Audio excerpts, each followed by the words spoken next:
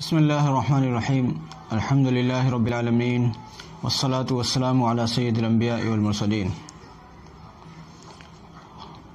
بعض اوقات ایک صورت یہ پیش آتی ہے کہ رات میں آدمی ناپاک تھا، یعنی ناپاک ہو گیا، اب صبح میں جب آنکھ کھلی تو اتنا وقت نہیں تھا کہ سحری بھی کھا لے اور غسل بھی کر لے۔ بائی دی وے اتنا وقت تھا کہ یا تو سحری کی جا سکتی ہے یا غسل کیا جا سکتا ہے، دونوں کام نہیں ہو سکتے ہیں۔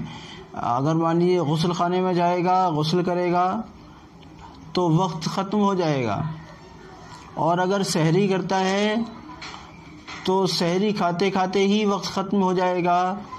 اب غسل کا کیا بنے گا؟ یہ تو صورت ایسی ہوئی کہ ناپاکی کی حالت میں سحری کھائی۔ یہ صورت مردوں کو کم اور عورتوں کو زیادہ پیش آتی ہے۔ خواتین کو اس لیے زیادہ پیش آتی ہے کہ ان کو سحری بنانی بھی ہوتی ہے۔ مردوں کو تو صرف کھانا ہے، خواتین کو بنانا بھی ہے۔ اب وہ بیچاری بنانے کو لگتی ہیں تو پھر اس کو کھانا بھی ہے، بنانے کے بعد کھانا بھی ہے۔ اب ان کاموں کے کرنے کے درمیان میں وقت ختم ہو جانے کا قوی امکان ہے۔ ایسے موقع پر آنکھ کھلی ہے، اب کیا کیا جائے؟ یہ سوال پیدا ہوتا ہے، اور یہ بات ہر ایک سے جڑی ہوئی ہے۔ ہر ایک کو ضرورت ہے اس بات کی۔ ناپاک بھی کوئی بھی ہو سکتا ہے، شادی کے بعد بھی ہو سکتا ہے، عورت حیض وغیرہ کی بنیاد پر بھی آج رات میں پاک ہوئی، یہ بھی صورت پیش آئی جا سکتی ہے۔ کسی نوجوان لڑکے کو احتلام ہو گیا، یہ صورت بھی پیش آ سکتی ہے۔ اس لیے میرے خیال سے آج کی میری یہ گفتگو ہر ایک کے لیے اہم اور کار آمد ہے، ہر ایک اس کو سنے۔ اگر مان لیجئے ایسی کوئی صورت پیش آئی ہے کہ ایک کام کیا جا سکتا ہے، یا تو سحری بنا کر کھائی جا سکتی ہے، یا بہرحال سحری کھائی جا سکتی ہے، یا غسل کیا جا سکتا ہے، دونوں کام نہیں کیے جا سکتے۔ ایسی صورت میں غسل کرنے کو ملتوی کر دے، غسل بعد میں کریں گے، فی الحال سحری بنا دیں۔ اب یہ بات پیش آئے گی کہ ہم نے سحری ناپاکی کی حالت میں بنائی یا ناپاکی کی حالت میں کھائی۔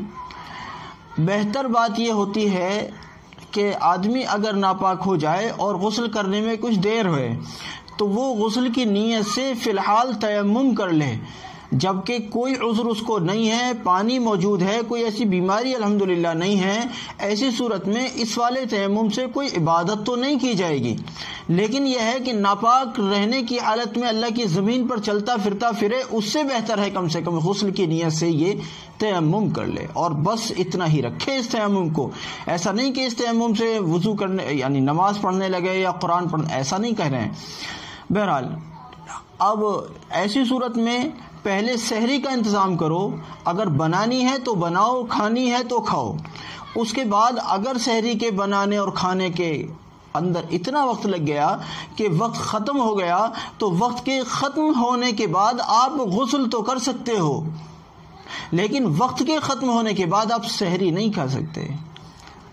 اس لیے وقت کے رہتے آپ سحری کریں۔ اگر خواتین کو بنانے کا مرحلہ ہے تو وہ سحری بنائیں، کیونکہ آپ کے بنانے کے ساتھ کئی لوگوں کی سحری جڑی ہوئی ہے۔ اگر آپ نے غسل کی وجہ سے سحری بنائی ہی نہیں تو کئی لوگ روزے سے محروم ہو جائیں گے۔ ایسی صورت میں آپ سحری پہلے بنائیں، چاہے آپ ناپاک بھی ہیں۔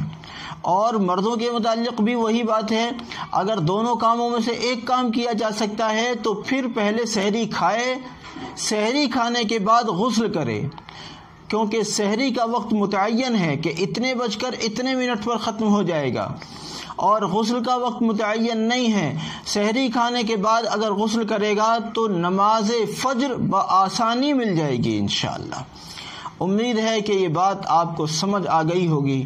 بہرحال اس کو سب تک پہنچائیں، اور یہ ایک بہترین صدقہ جاریہ ہے۔ اللہ آپ کو جزائے خیر عطا فرمائے۔ السلام علیکم ورحمۃ اللہ۔